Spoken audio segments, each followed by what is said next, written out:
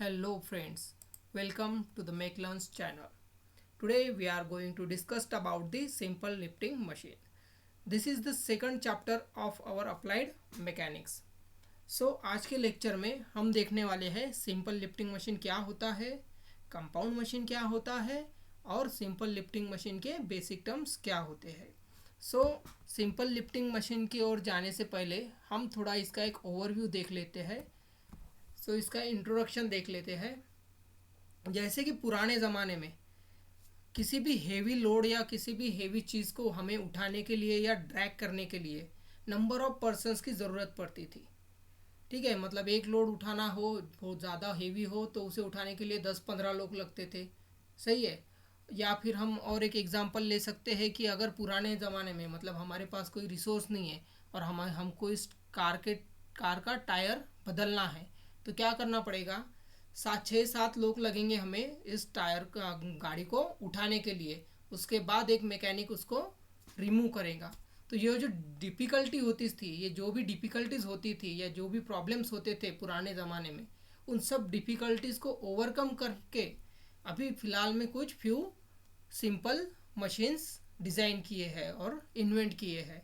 मतलब जो भी ये डिफ़िकल्टीज़ थी, हमें जो डिफ़िकल्टीज़ आती थी पुराने ज़माने में, वो हमने ओवरकम करके फ्यू सिंपल मशीन्स इन्वेंटेड किए हैं. सो ये सिंपल मशीन्स क्यों इन्वेंट किए हैं, इसका क्या फ़ायदा है. तो जहाँ पे हमको 10-12-15 लोग लगते थे, मतलब नंबर ऑफ पर्सन्स लगते थे एक काम करने के लिए, वही अब सिंपल मशीन क्या करती है, उसी काम को सिर्फ एक बंदा ज़्यादा इफ़िशिएंटली और कम टाइम में कर सकता है by using the simple lifting machines. Suppose अभी पहले ज़माने में हमें इस कार का टायर रिमूव करना हो तो हमें क्या करना पड़ता था कि 5-6 बंदे उस गाड़ी को उठाते थे, फिर एक मैकेनिक टायर को रिमूव करता था. बट अभी with the help of jack screw और स्क्रू जैक हम क्या कर सकते हैं, आराम से टायर को क्या कर सकते हैं, गाड़ी को या टायर को लिफ्ट कर सकते हैं और एक बंदा आराम से उसका टायर को क्या कर सकता है, रिमूव कर सकता है. सो ये जो स्क्रू जैक है ये भी हमारा एक सिंपल लिफ्टिंग मशीन का एक पार्ट है और एक टाइप है.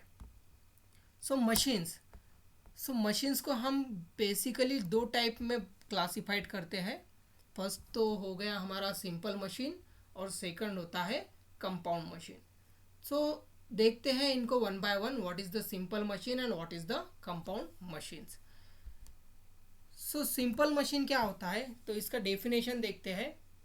A simple lifting machine may be defined as a device used in lifting a heavy load applied at one point by applying comparatively smaller force called effort applied at another convenient point.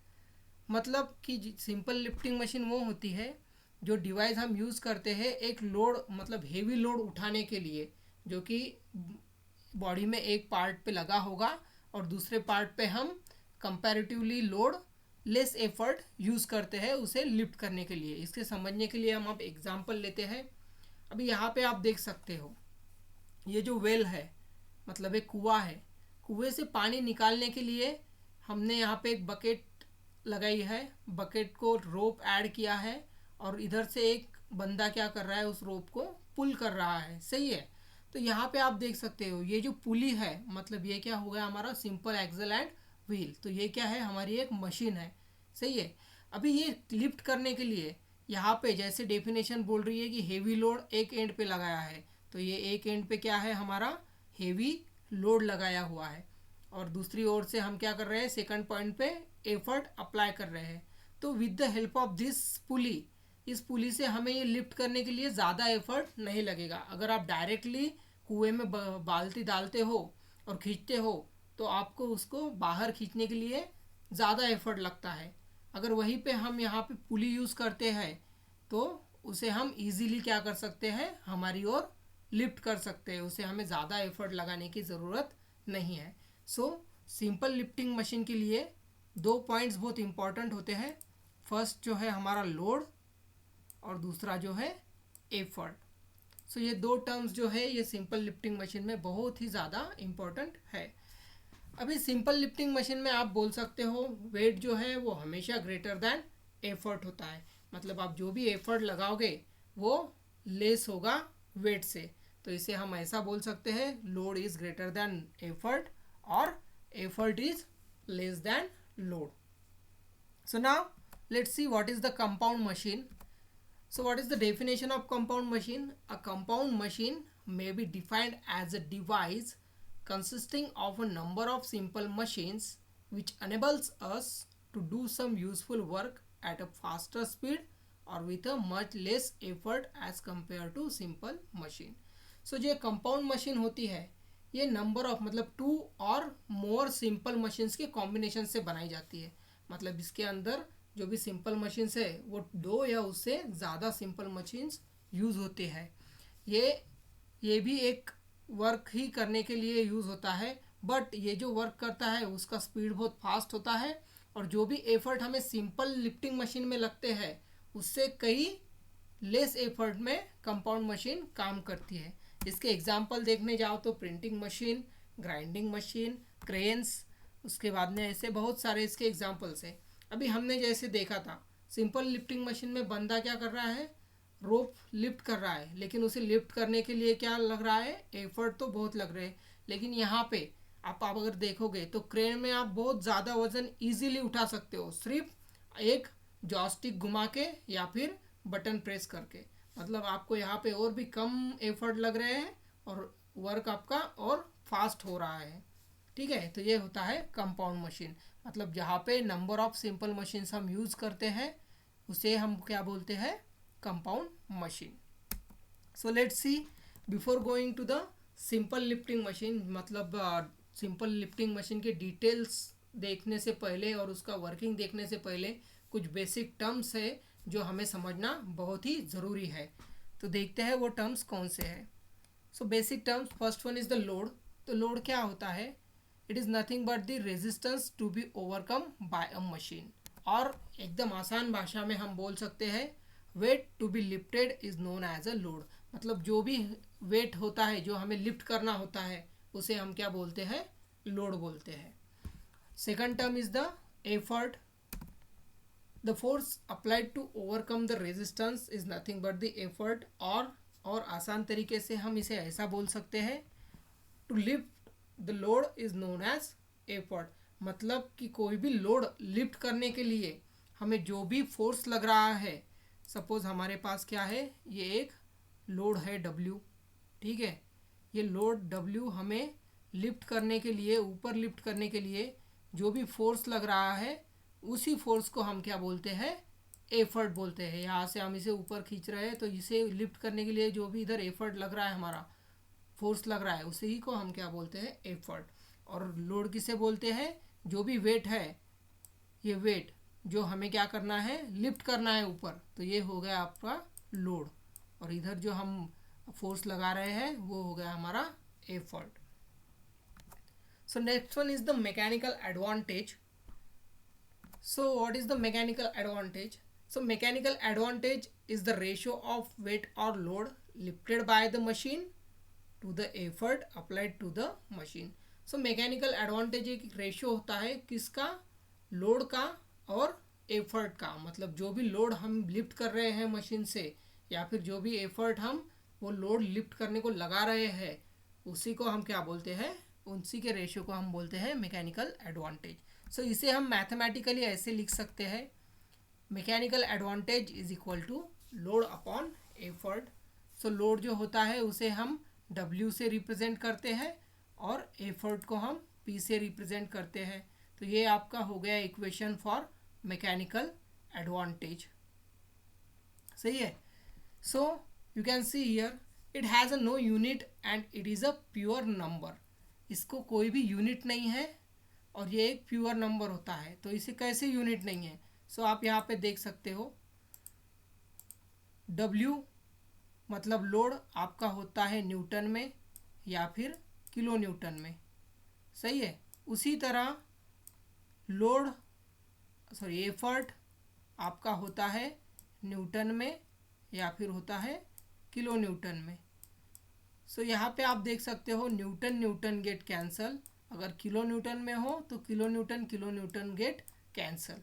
That's why mechanical advantage को कोई भी unit नहीं होता है, और हमेशा mechanical advantage ये आपका क्या होगा, एक प्योर नंबर होगा, मतलब 6, 5, 2, 4 ऐसा कोई भी नंबर होगा.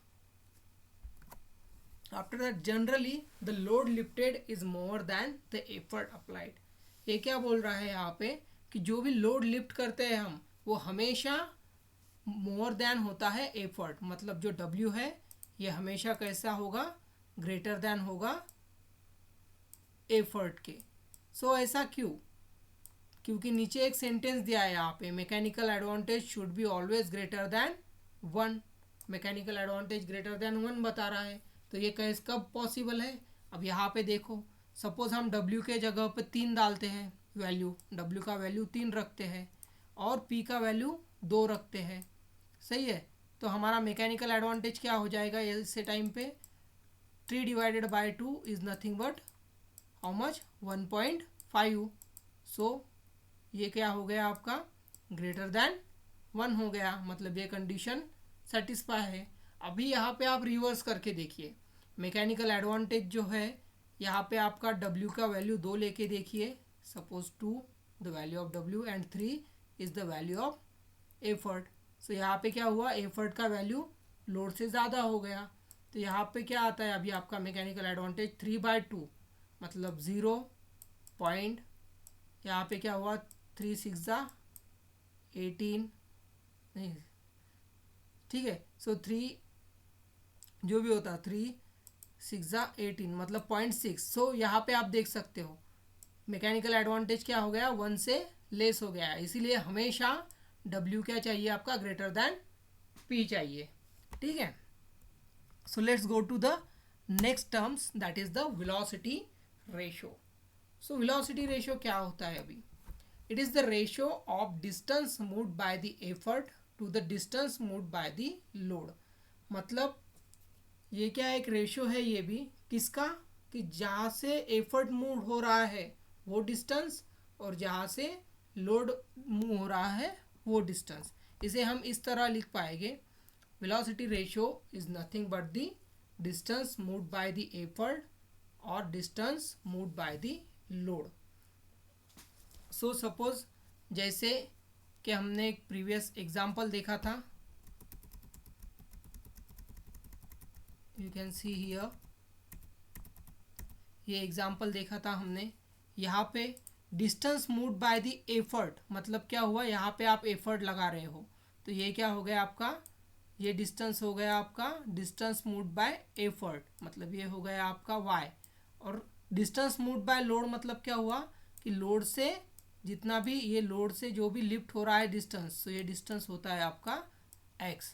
सो इसे हम बोलते हैं डिस्टेंस मूव्ड बाय एफर्ट और distance moved by load. So now you can see here velocity ratio is nothing but the distance moved by effort and distance moved by load. कि जहाँ से हम एफर्ट लगा रहे हैं वो डिस्टेंस, मशीन से वो डिस्टेंस, और जहाँ पर हमारा लोड लगा है वहाँ से लेके मशीन का डिस्टेंस. सो यहाँ पे हमारा y जो होता है वो होता है डिस्टेंस मूव्ड बाय एफर्ट, और x जो होता है वो होता है डिस्टेंस मूव्ड बाय लोड. सो यहाँ पे आपका जो x है वो है डिस्टेंस मूव्ड बाय लोड और y जो है वो है distance moved bye effort. So यहाँ पे कई बार क्या होता है, कई बुक में ये रिवर्स किया गया है. रिवर्स किया गया है मतलब distance moved by the effort को x दिया है और distance moved by the load को y दिया है. तो इसमें कोई भी फ़र्क नहीं पड़ता है, इट डजेंट मैटर. कई बुक्स में ऐसा दिया है, कई बुक्स में ऐसा दिया है, तो आप कोई भी एक ले सकते हो. इसमें आपका ये नोटेशन से आपका कोई भी असर पड़ने वाला नहीं है. ठीक है. सो इसी तरह अब आप देख सकते हो वेलोसिटी रेशियो आल्सो इसको भी कोई भी यूनिट नहीं होता है और कोई भी, ये भी एक प्योर नंबर होता है. तो यूनिट नहीं होता है मतलब आप यहाँ पे देख सकते हो ये क्या है y और ये x, y क्या है y और x डिस्टेंस है. डिस्टेंस है मतलब ये होगा आपका एक तो मीटर में या फिर होगा सेंटीमीटर में. सही है. उसी तरह आपका x भी क्या होगा, एक तो होगा मीटर में या होगा सेंटीमीटर में, सही है, या एमएम में, तो दोनों क्या होते हैं, कैंसिल हो जाते हैं। Metre metre cancel, centimetre centimetre cancel, या एमएम एमएम कैंसिल हो जाता है। तो वेलोसिटी रेशियो को भी क्या होता है, नो यूनिट, इसमें भी कोई भी यूनिट नहीं होता है। और ये भी एक क्या होता है आपका प्योर नंबर, मतलब लाइक 2, 3, 4, ऐसा क्या होगा, ये भी एक नंबर होगा। So let's go to the next term, that is nothing but the input of a machine. So input of machine क्या होता है, the input of machine is the work done on the machine, मतलब जो भी हम machine के ऊपर work लगा रहे हैं उसी को हम क्या बोलते हैं, इनपुट। मतलब हम क्या इनपुट में दे रहे हैं, क्या इनपुट दे रहे हैं उसको, मशीन को। और इन अ लिफ्टिंग मशीन में हम क्या बोल सकते हैं, it is a distance measured, it is a measured by the product of effort and distance through which it has a moved. इसको समझने के लिए हम ये एग्जांपल देखते हैं। इनपुट ऑफ मशीन क्या बोल रहा है, इन सिंपल लिफ्टिंग मशीन में ये क्या होता है, ये measured by the product, product मतलब ये मल्टीप्लिकेशन होता है किसका, एफर्ट का, और distance through which it has moved. मतलब यहाँ पे आप देख सकते हो, यहाँ पे जो है, यहाँ पे बंदा उसका एफर्ट लगा रहा है P, और जो भी डिस्टेंस है मशीन से, मतलब यहाँ से ये डिस्टेंस क्या हो रहा है, मूव हो रहा है ऐसे इधर, ठीक है। तो ये जो डिस्टेंस है, ये डिस्टेंस क्या हुआ आपका y, राइट। सो ये प्रोडक्ट होता है, मतलब ये मल्टीप्लिकेशन होता है किसका, एफर्ट का और इस डिस्टेंस का। इसी को हम क्या बोलते हैं, इनपुट ऑफ द मशीन। ये इनपुट हम मशीन पे लगा रहे हैं, मतलब ये बकेट, ये जो बकेट है पानी से भरी हुई, ये हम ऊपर लिफ्ट करने के लिए क्या कर रहे हैं, इनपुट दे रहे हैं। क्या इनपुट दे रहे हैं, यहाँ पे फोर्स लगा रहे हैं, ठीक है। लेकिन फोर्स कहाँ पे लगा रहे हैं, यहाँ पे फोर्स लगा रहे हैं इतने डिस्टेंस पे, ये वाई डिस्टेंस हम खींच रहे हैं अपनी ओर, तब ऑटोमेटिकली क्या हो रहा है, आपका लोड ऊपर आ रहा है। मतलब हम इनपुट में यहाँ पे फोर्स लगा रहे हैं, उसी को हम क्या बोलते हैं, इनपुट की। जो हम इनपुट में दे रहे हैं मशीन को, उसके बदले में हमें आउटपुट मिलेगा। सो इसी को हम ऐसे दिखा सकते हैं, input is equal to P, मतलब एफर्ट, और Y जो भी डिस्टेंस है एफर्ट से लेकर मशीन तक। सो यहाँ पे P जो होता है हमारा एफर्ट होता है, और Y जो होता है वो होता है distance moved bye effort. So let's see the next term, output of a machine.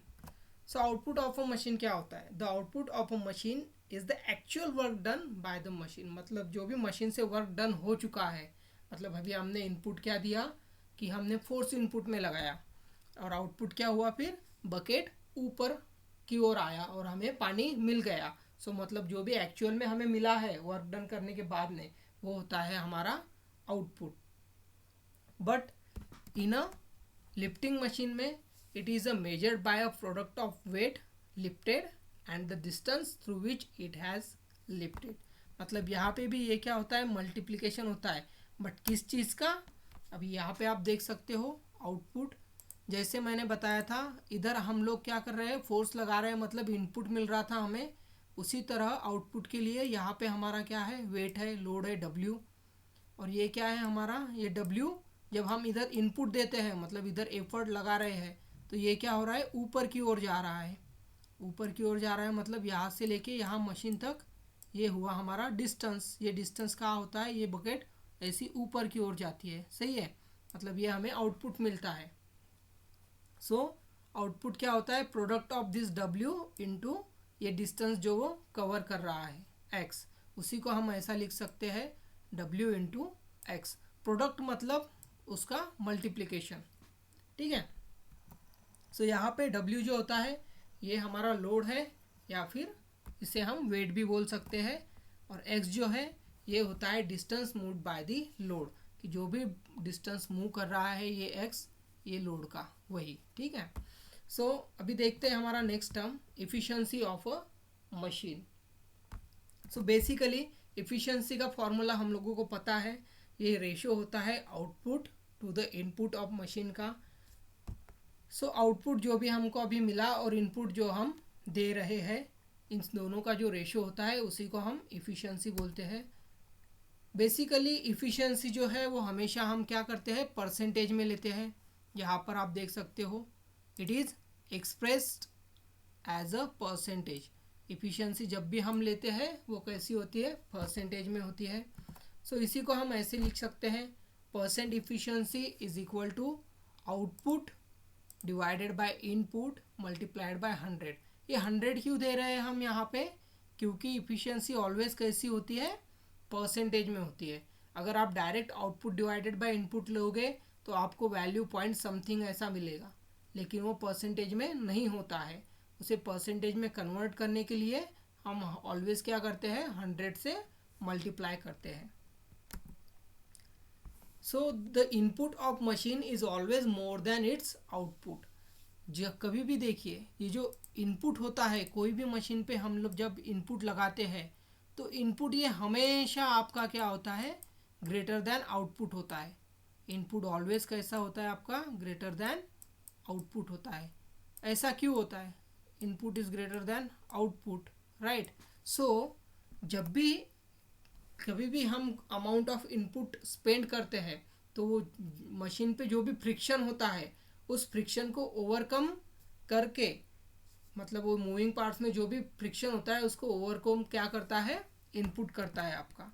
So ये क्या होता है, इनपुट और आउटपुट एक अमाउंट ऑफ मशीन फ्रिक्शन होता है।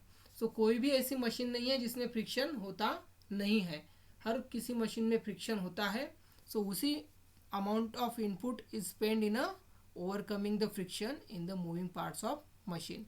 सो ये जो ओवरकम करता है फ्रिक्शन को, इसी वजह से जो आउटपुट है उससे हमें ऑलवेज इनपुट ज़्यादा देना पड़ता है। Then the last point, last term, ideal machine. So ideal machine क्या होती है, जब भी इफ़िशियंसी 100% होती है, या फिर हम बोल सकते हैं कि आउटपुट इक्वल टू इनपुट होता है। अभी हमने क्या देखा कि इनपुट हमेशा आउटपुट से ज़्यादा होता है। क्यों ज़्यादा होता है, क्योंकि इनपुट क्या करता है, जब भी हम इनपुट देते हैं तो इनपुट देते वक्त हम मशीन फ्रिक्शन भी उसमें स्पेंड होता है, मतलब ओवरकम करता है मशीन फ्रिक्शन को इनपुट, इसलिए आउटपुट से ज़्यादा हमें इनपुट देना पड़ता है। सो यहाँ पे क्या बोल रहा है, इफ़िशियंसी ऑफ मशीन अगर 100% हुई या फिर आपका आउटपुट इक्वल टू इनपुट रहा तो ये मशीन्स होती है परफेक्ट मशीन और आइडियल मशीन। मतलब जब भी आपका कंडीशन आता है आउटपुट इक्वल टू इनपुट या फिर इफ़िशियंसी 100% हो तो वो होता है आपका आइडियल और perfect machine. So it is absolutely free from friction loss. मतलब हमने क्या बताया, अभी प्रीवियस में देखा कि इनपुट में हमेशा इनपुट ज़्यादा होता है आउटपुट से क्योंकि वो फ्रिक्शन ओवरकम करता है। बट अभी यहाँ पे हम क्या बोल रहे हैं कि आउटपुट और इनपुट अगर इक्वल है तो वो आइडियल मशीन है। मतलब यहाँ पे हम क्या कंसीडर कर रहे हैं कि वहाँ पे कोई भी फ्रिक्शन मशीन में नहीं है, मतलब वो फ्री फ्रॉम क्या है, फ्रिक्शन लॉस है। So for an ideal machine friction loss is zero. मतलब हम यहाँ पे फ्रिक्शन लॉस क्या कंसीडर कर रहे हैं, ज़ीरो। फ्रिक्शन लॉस कंसीडर क्या कर रहे हैं, ज़ीरो। अगर ऐसी कंडीशन हुई तो इसका मतलब क्या, input is equal to output होना चाहिए। मतलब input minus output is equal to zero consider कर रहे हैं। और जैसा हमारा डेफिनेशन बोल रहा है क्या, कि output is equal to input, क्या चाहिए, output is equal to input चाहिए। तो वैसे हमने अगर ले लिया, ठीक है, तो क्या होगा, इनपुट का वैल्यू हमने देखा है, input is nothing but the P into Y, मतलब effort into distance move from the effort, move by the effort. और आउटपुट क्या होता है, load into distance move by the load, ठीक है। तो इसी को हम अभी ऐसा लिख सकते हैं। अभी क्या करो, इस x को left side of the equal to में शिफ्ट करो और p को right side of the equal to में शिफ्ट करो। तो यहाँ पे ये कहाँ पे है, न्यूमरेटर में है, इधर जाके कहा जाएगा डिनोमिनेटर। सो आपको एक ऐसा टर्म मिलेगा y अपॉन एक्स। और यहाँ पे p कहाँ पे, न्यूमरेटर में, इधर जाके कहा जाएगा डिनोमिनेटर में। तो आपको और एक ऐसा भी टर्म मिलेगा इधर, w अपॉन क्या मिलेगा, p, राइट। सो अभी आप इसको ऐसे लिख सकते हैं, y by X is equal to W by P. So हमने अभी प्रीवियस में देखा y by X is nothing but what, velocity ratio, and w by p is nothing but the mechanical advantage. So ये जो term होती है हमारी, ये किसकी है? वेलोसिटी रेशियो की है। और ये टर्म क्या है? मैकेनिकल एडवांटेज की है, हमने अभी प्रीवियसली देखा है, ठीक है। सो इसका मतलब क्या हो गया कि मैकेनिकल एडवांटेज और वेलोसिटी रेशियो ये कैसे होते हैं? इक्वल टू होते हैं। बट कौन से कंडीशन में? जब हम बात करते हैं किसकी? आइडियल मशीन की। So for ideal machine mechanical advantage is equal to velocity ratio. मतलब आइडियल मशीन का कंडीशन क्या है कि वहाँ पे एफिशिएंसी 100% होता है, मतलब input is equal to output होता है। और उसी तरह mechanical advantage is equal to velocity ratio होता है। But in actual practical machines में देखे जाए तो ये पॉसिबल ही नहीं है। मतलब ऐसी कोई भी मशीन नहीं है जिसमें फ्रिक्शन नहीं होता। So it is not possible to eliminate the friction. So frictional resistance exist, किसी भी मशीन में फ्रिक्शन रेजिस्टेंस होता ही है। So some amount of input it is utilizes in overcoming the frictional resistance first, and then the remaining input is utilized to do some useful work. So the work output is always less than the work input. मतलब कि जब भी हम input देते हैं, utilise करते हैं, तो इनपुट देते वक्त क्या होता है कि इनपुट क्या करता है, किसी भी मशीन में का जो फ्रिक्शन है उसे ओवरकम करता है, और जो रिमेनिंग है वो वर्क करने के लिए यूज़फुल होता है। इसीलिए हमेशा हमारा जो आउटपुट होता है वो लेस देन होता है इनपुट से, या फिर हम बोल सकते हैं input is greater than output.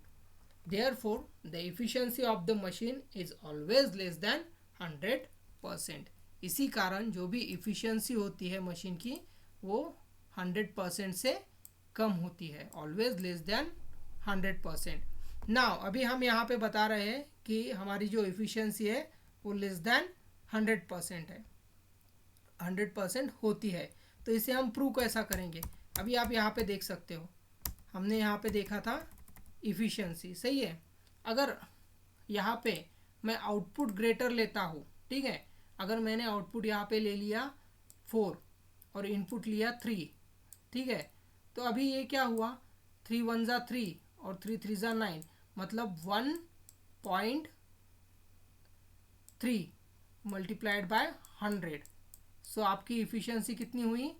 103%। लेकिन हम क्या बोल रहे हैं, इफ़िशियंसी कैसी चाहिए? हमेशा लेस देन 100% चाहिए। तो इसके लिए हम क्या कर सकते हैं? इसके लिए हमारा इनपुट जो है ये हमेशा ग्रेटर होता है आउटपुट से, ठीक है। सो यही कंसेप्ट होता है। So I hope you like this lecture. अगर आपको लेक्चर पसंद आया हो तो आप लेक्चर को लाइक कीजिए और चैनल को सब्सक्राइब कीजिए। Thank you.